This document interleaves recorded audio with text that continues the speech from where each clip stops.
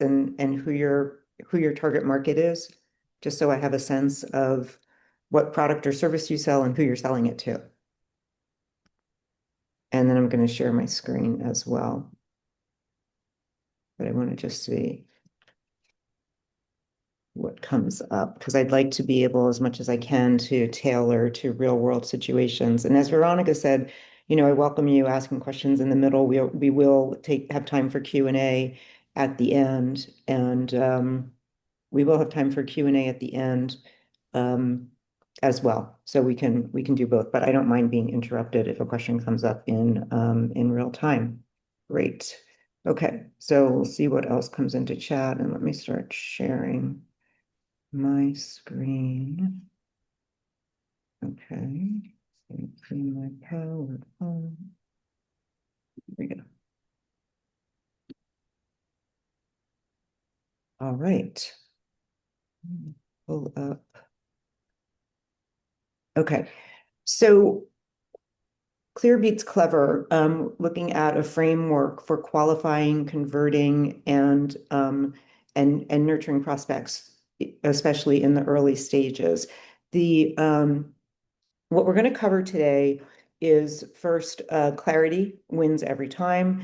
We're going to talk about where a prospect actually is in a buying journey, the qualify, discover, create framework, staying top of mind with prospects who are not yet ready, and then keeping proper form in terms of that qualify, discover, create framework, and a debrief on that.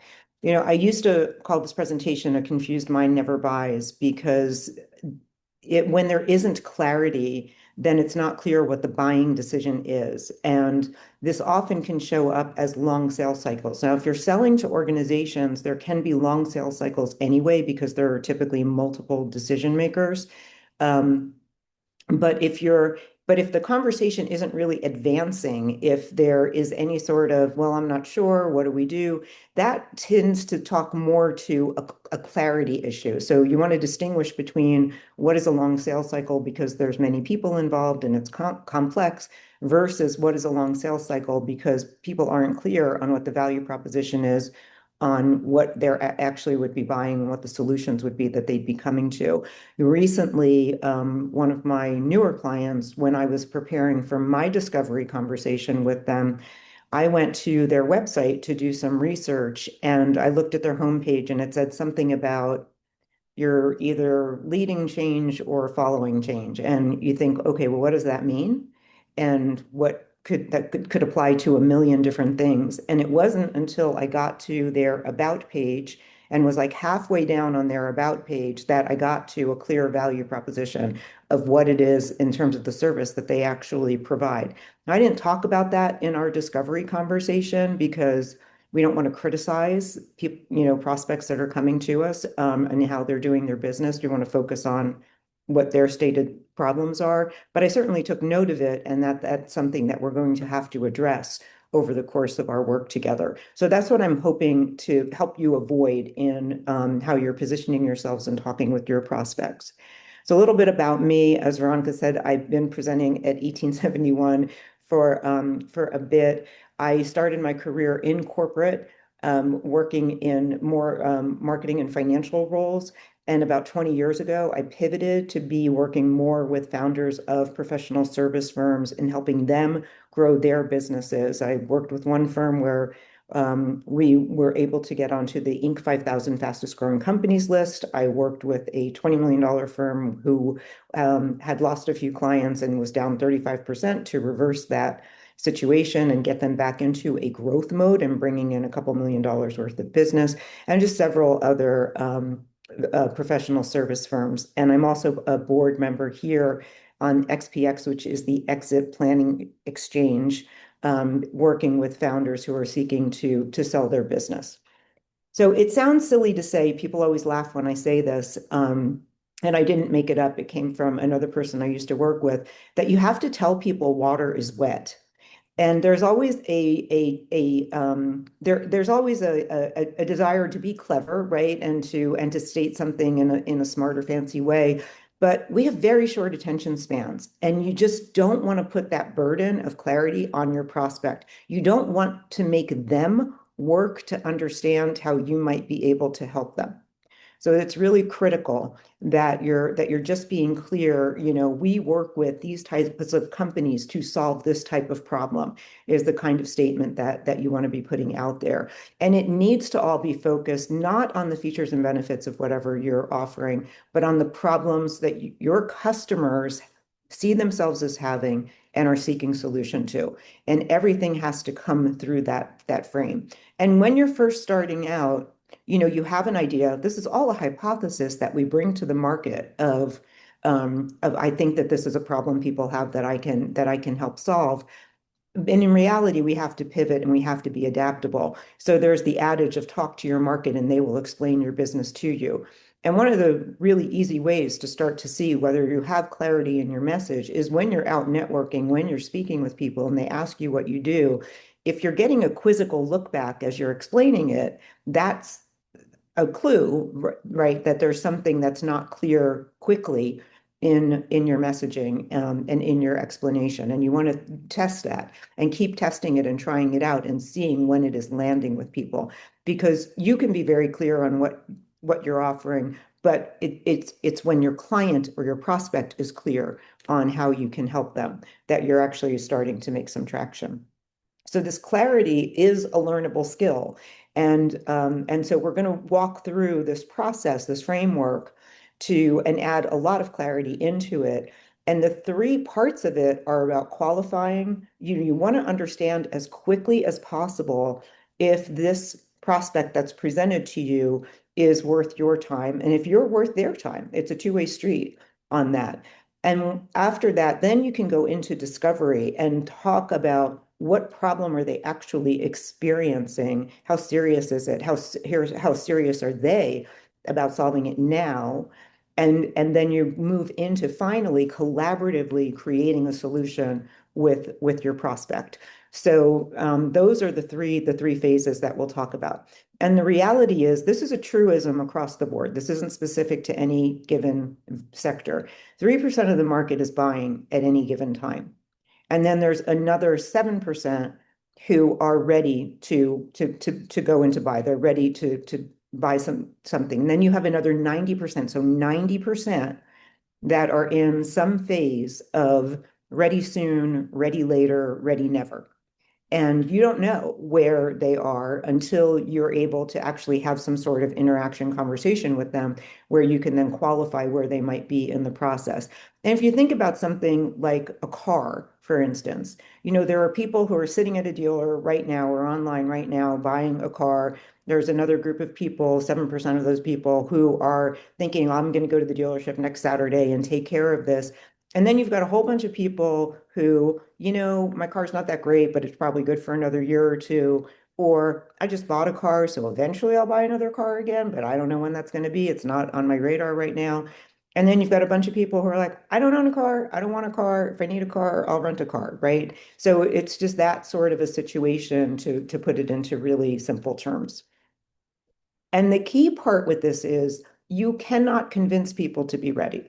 If they are not ready to make a buying decision, you can only do so much as far as that goes, especially in the B2B world. The best that you could do is to help them understand the cost of inaction. Right. So if you can bring forward, if you don't make this change now, what is that costing you over the next 12 to 18 months? That's a conversation that you could have that could potentially move somebody's sense of urgency. But, we look at, but they have this problem. They have this problem. I can help them solve that problem. And I'd say having a problem is a necessary but not sufficient condition that and most people probably could benefit, most organizations could probably benefit from the services that you provide. But if they don't recognize that they have a problem, it doesn't matter. And if they see that they have a problem, but they don't have any sense of urgency towards solving that problem, and sense of urgency means I am ready to put time and money behind taking action to resolve this issue that I'm having. Then it's really hard to get somebody to change that. And especially when you're dealing with organizations, they are going to have their own priorities and you can't make them shift those priorities unless somehow they realized, no, this is a more serious issue than we thought that it was. And you find that out in discovery, so you can see that. When you're having, as I mentioned earlier, longer sales cycles, that may indicate a lack of clarity. So you really want to be, why are they not making a decision? Ideally, we understand when somebody's choosing not to go forward, why they're choosing not to go forward. That is feedback for us. And we want that information of why they're choosing not to go forward now.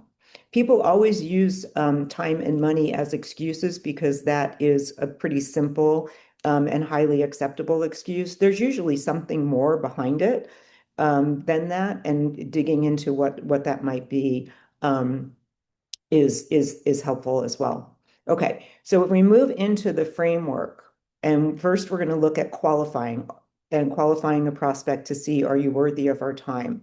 You know, nobody wants to be sold to, especially if they're not in a buying mode. And too often, when we're on the hunt for, closing business, that we can just start moving right into pitch mode.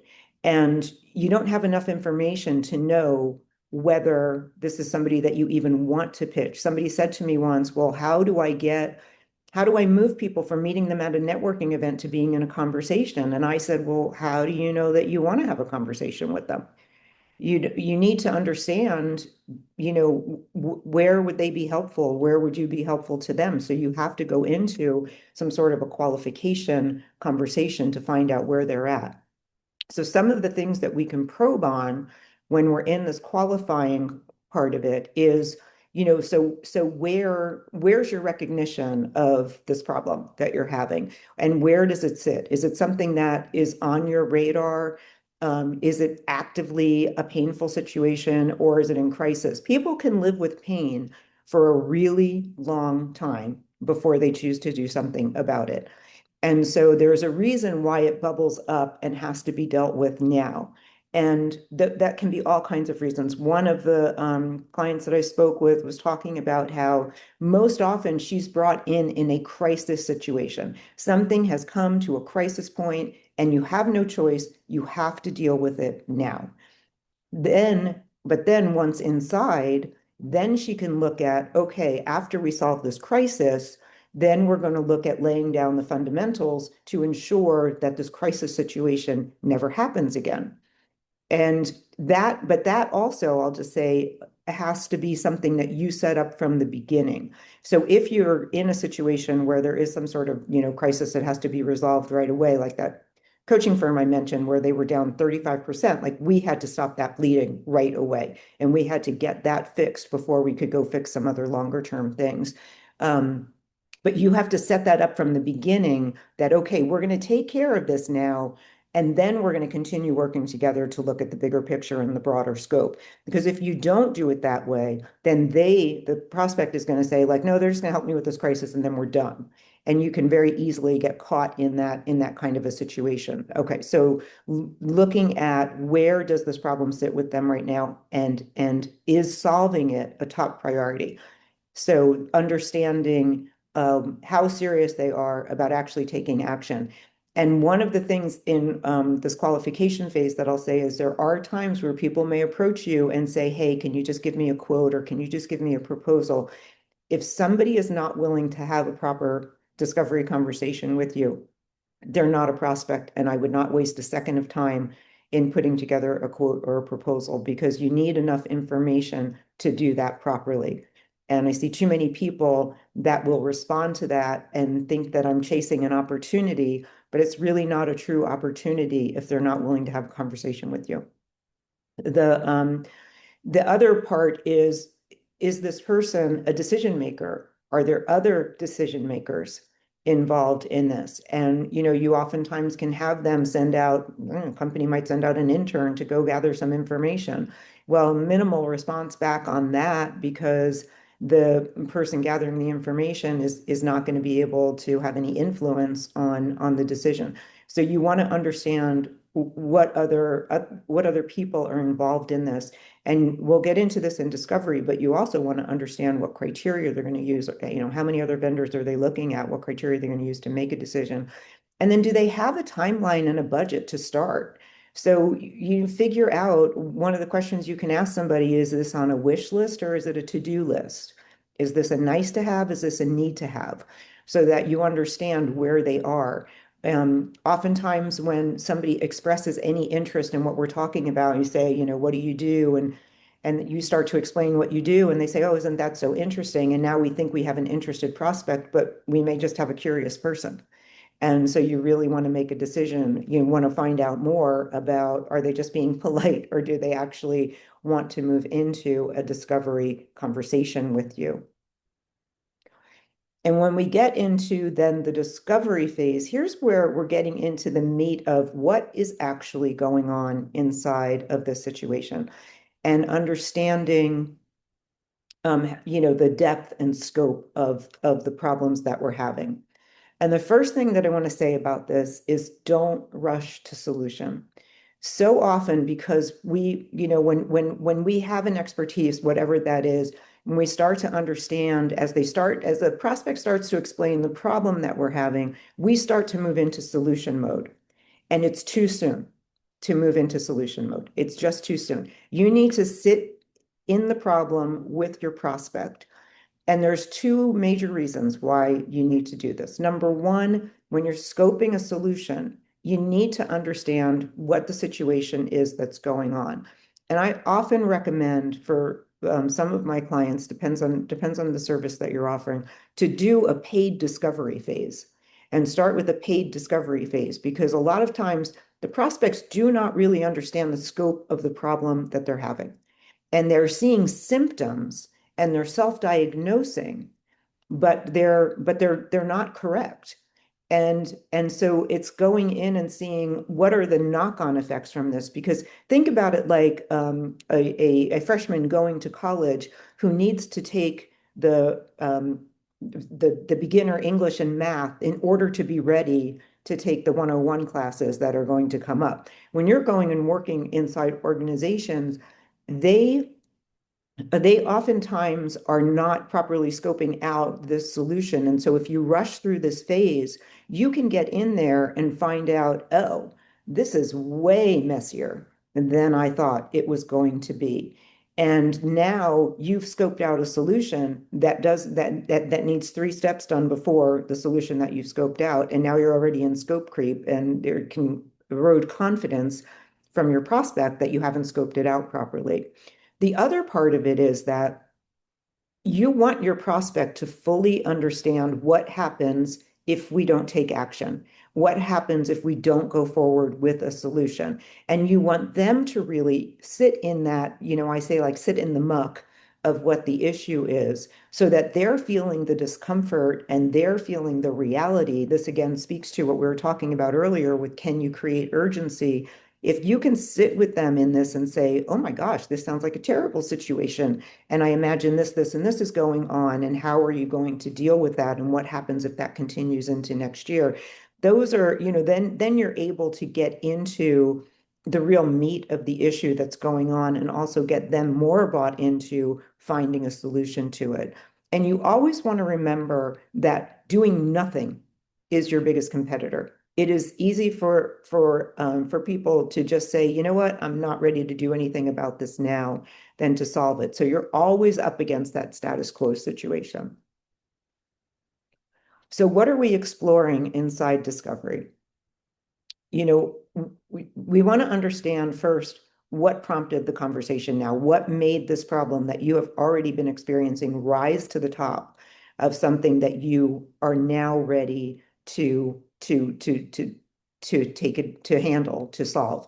And the other part of that is, this is where the decision makers are so important, is because oftentimes inside an organization, you can have a player who sees that there's a problem, but they don't yet have buy-in from the other people on the team. And sometimes in this, then what that means is that you have to help them create the internal sale of what you're offering, so that you can help them in order to present the business case to the other people inside the organization to get buy-in and adoption from that. And you want to know right up front, where are you in this decision set? You don't necessarily want to go right to somebody and say, hey, are you the one that's actually going to be able to make this decision if we decide to go forward? But can ask it in a better way of who else would be involved in this decision. What does it look like to sell this inside of your organization? What hurdles do you think might exist with it? What objections are other people going to have?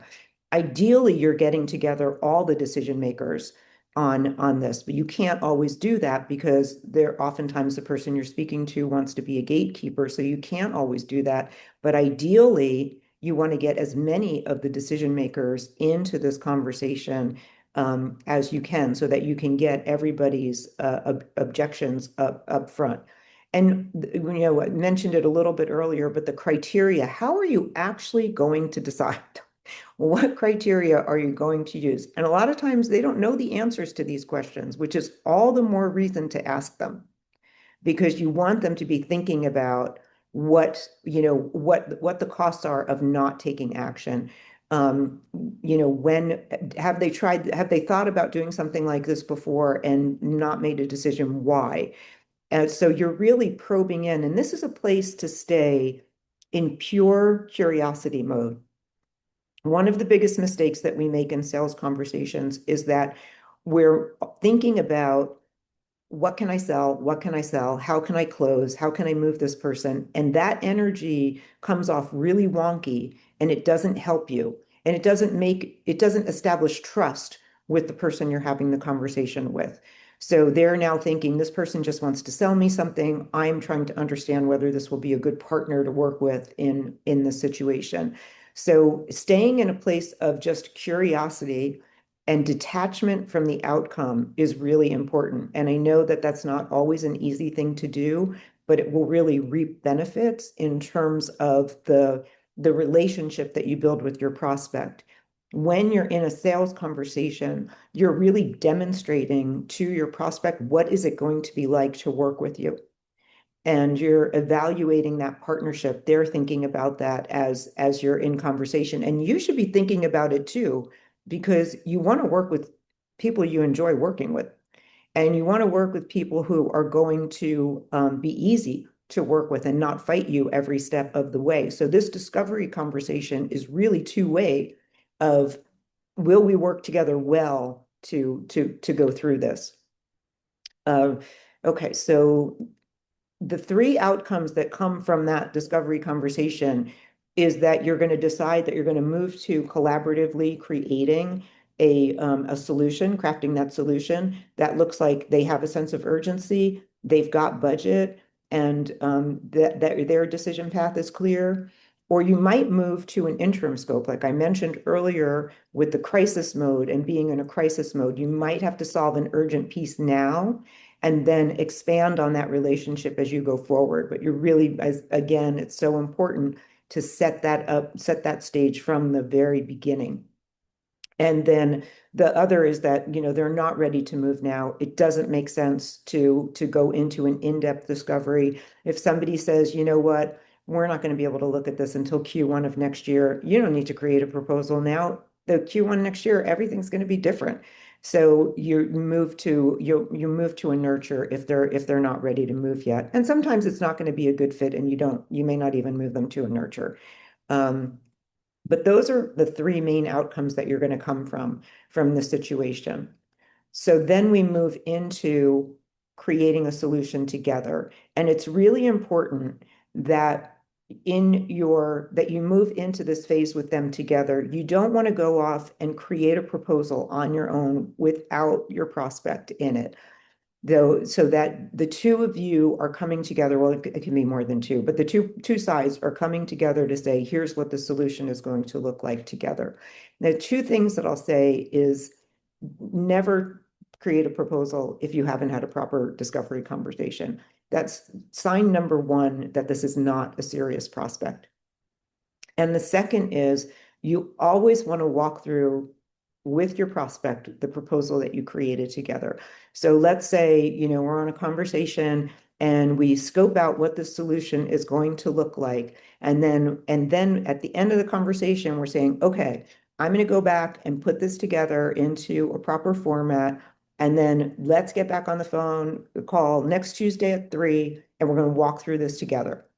You never send it over without having that walkthrough. People forget things. They forget what you talked about in the conversation. They may just go look at the price page and you may never hear from them again. So the benefit of walking through with them is that you get to hear if there are any objections, what those are, because you cannot overcome an objection you don't hear. Somebody joked about ghosting in dating and said ghosting was not invented with dating. Ghosting was invented by corporate who just disappear, decision makers who disappear and never get back to you, and you don't know why. And we really want to know why, because this is feedback in our sales conversation and it's feedback in our marketing that we can actually use. So we do want to have those conversations. So always do that. Okay. So when you're in practice and you're going through this creation process, there's several things to really look at.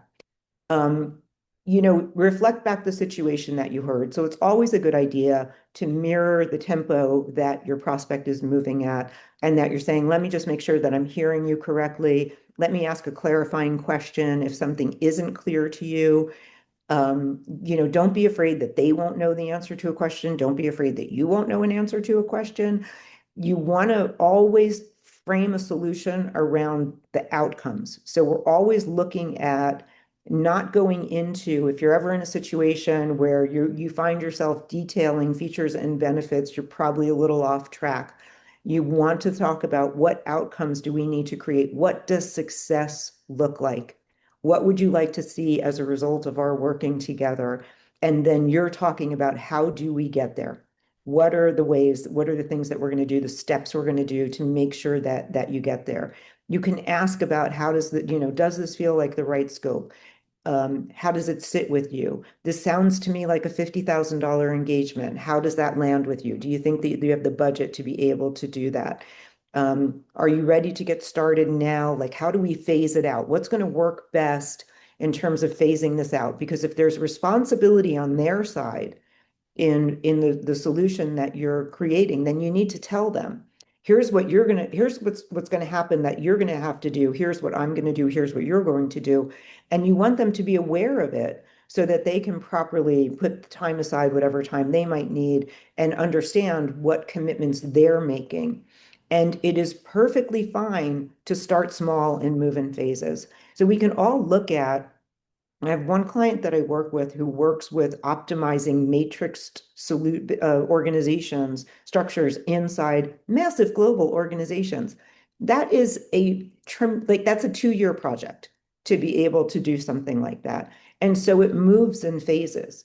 And the phases sometimes shift around. Sometimes they start with some training and then go into paid discovery. Sometimes they start with paid discovery and then identify what trainings need to be done. So it's very flexible, because you have to work with the organization in terms of like what's going to work best for them in putting this into practice, and then being honest with them about what that actually means. So really working together so that it works for them and it works for you, and that that you're proposing what will actually produce the outcomes, and we're being realistic about what will produce those outcomes. And so we're all on the same page with it in terms of that. And understand when you're talking to a decision maker that they've got two questions that run in background on their head as they're having the conversation. One is, are you going to perform as you say you will? How do I know that you're going to do? This is why I say the sales conversation is your first interaction with them. You are reflecting what it is like to work with you. If you're sloppy in your conversation, they're going to feel like you're going to be sloppy in your delivery. So you want to be tight and you want to be buttoned up. The last thing that they need is if they're hiring you and you're going to go in and work in other parts of the organization, that other people are coming back to them and saying, these people are a pain in the ass. Why did you hire them? They don't need that headache. They don't need those kinds of phone calls. Everybody's super busy, and the last thing we need to do is create more trouble for the people that we're working with. And there's a really high statistic. I don't have it off the top of my head, but it's something like 70% of the people delivering work inside organizations think that they're doing a good job, and 70% of the people inside the organizations think their vendors are not performing up to snuff. So there's a real disconnect in terms of how vendors think that they're performing and how companies think those vendors are performing.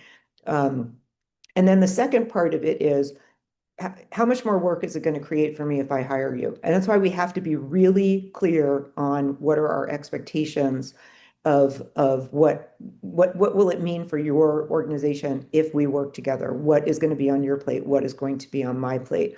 So you need to proactively address these. You don't necessarily have to say to somebody, don't worry, I'm going to perform what I said I'm going to do. But you do need to talk about how you mitigate risk for them, because that's what this is about. There is that old saying that nobody ever got fired for hiring IBM, which, just meant hiring IBM was not going to be a career limiting decision. And if a person inside an organization hires you and you don't do a great job, it will reflect poorly on them, and they are thinking about that. So you want to make sure that you're proactively addressing those kinds of concerns. And then as you're leaving any conversation, and I don't care which conversation it is, I don't care if it's a networking conversation, a qualifying conversation, a discovery conversation, a closing conversation, you always want to have a specific plan for follow-up that is mutually agreed upon. So you're never leaving a meeting without a plan for the next meeting.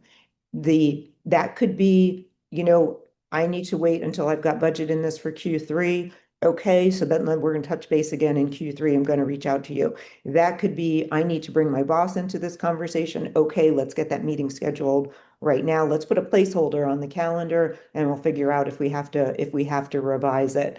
That could be, this is going to be an initiative for next year. So we're going to have a conversation then next year, and you move them into a meaningful nurture, which we'll talk about. Um, I'm going to presume that everybody here is using some kind of CRM that you're using for something beyond just an email marketing campaign, that you actually are using for visibility into your pipeline, having each of your prospects in some sort of a follow-up or status against, whether that's they're in a nurture, they're in a not now, we're actively in proposal phase, whatever it is, that you've got that kind of a thing set up, so that you can actually track these and not lose track of these conversations you're having. It's so precious when you do get to have a conversation with somebody and somebody gives you the time to do that, that the last thing you want to do is let it go dark. And I saw this a lot with when I worked with that coaching firm, because they would get referrals left and right. They would always be receiving referrals, and they had no follow-up plan if somebody wasn't ready to make a decision to buy. There just wasn't any action that was taking place.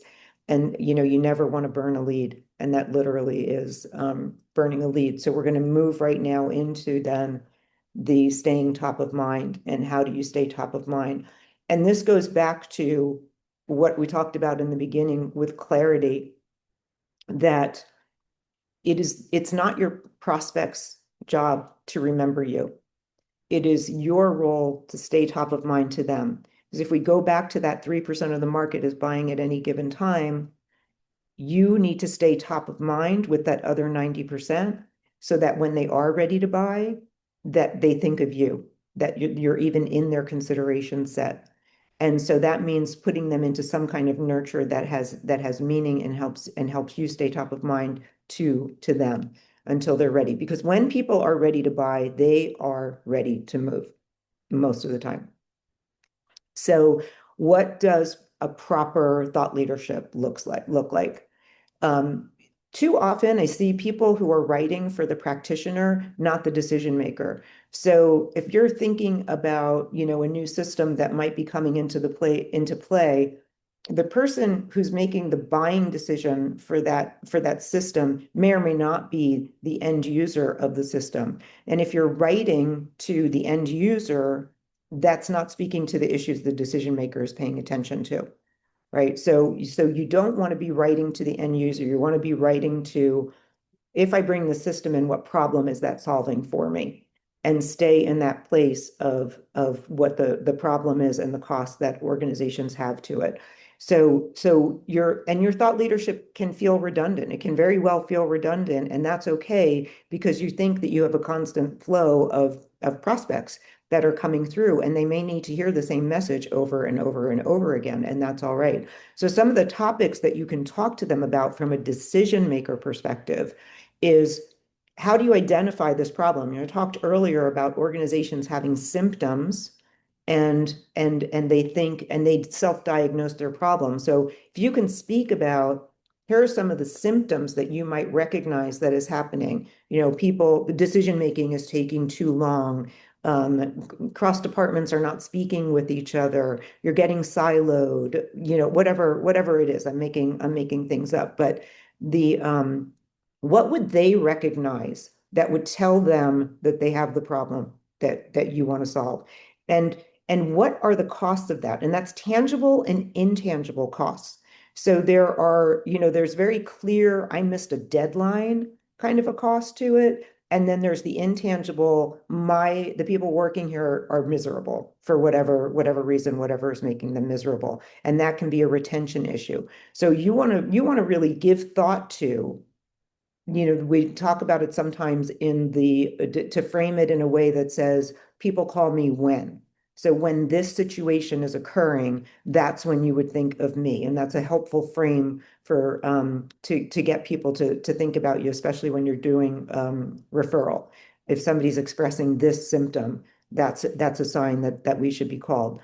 You also can lay out what does an ideal solution look like? And what's the timeline of it? And, you know, as we talked about earlier, what would be their responsibility in implementation and what would be your responsibility in terms of implementation? How easy or complex would it be in an ideal world? And you think about like what's your ideal client journey and what does that look like? And speak to that. And I'm not talking about, as I put up these bullet points, doing all of this in one marketing piece. These are just different areas that you can focus on when you're doing your marketing. And these are just different angles that you can take, and you can take slices of these. You don't even have to do it in a big scale. You can just take little facets of the problem, parts of the symptoms, and the cost of that. And you want to be upfront about what are some of the pitfalls and risks that can arise during implementation. Companies sometimes think that they can just do these solutions themselves and they don't need the guidance or help, but you can help them understand where does it actually go awry if you're not paying attention. So, and help them understand why they actually would want to make an investment in having somebody else help them with the situation. And then think about the results that they can reasonably achieve. What are some future perfect scenarios that could come up? When I talked about the working in the matrix structured organizations, you know, a few of the things that come up there all the time were, you know, if you're working in a product company, if you're working with a product company and you're delayed in getting to market, that market delay is revenue the organization never makes up. So if you're, you know, if it takes you 3 months longer to get your product to market and you lose 3 months of revenue because you don't get that back because you just don't get it back, it's not there. There's also if you get out before a competitor, if you get out to the market ahead of a competitor, then you can gain a competitive advantage that can last for some time. I remember hearing an interview with Jeff Bezos a few years ago where he talked about one of the greatest gifts that Amazon Web Services had is that they had no competitor for 2 years. So for 2 years, they were able to establish themselves in the market. And, you know, we all know now that Andrew Jassy came from Amazon Web Services. So his growth in that led to his career development. But they also had all that quiet time to be able to do it. So that's another issue. Decision making inside organizations is a massive problem. That you know, delayed decision making, meetings taking too long, goals not clear, all of those kinds of things. So then you want to look at, okay, when you solve these things, these are some of the benefits that you get from it. So you really need to do some legwork on what the results are from working with you and be able to articulate that and then use that in your marketing. And this is again goes to this is also where you might be able to create some sense of urgency. If you can cover a part where where a decision maker says, "Oh my gosh, I had no idea that that was a knock-on problem for us, for us having this symptom." That can actually be something that says, "Oh my God, we need to fix that now. We can't let that go any longer." So these are some ways that you're doing thought leadership in a way that's meaningful, where people would want to hear from you and want to and increase your credibility in the market that way. And then these conversations that we have, this is a muscle that you're working. So this is something new that's coming up. And so it's in practice and evaluation that you get better and better at it. So I highly recommend that this 5-minute debrief form where you go through after each conversation. And if you're in conversation with another team member, all the better to do it together.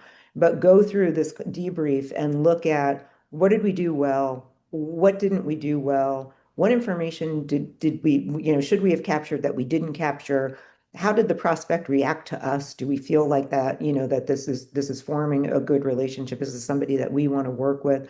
What would we do differently? Do we have a clear next step? So really going through this, it doesn't have to be an hour-long debrief that you're doing, but really going through this and understanding where can I get better is really what we're always looking at in our conversations that we're having in our interactions with them, with these prospects.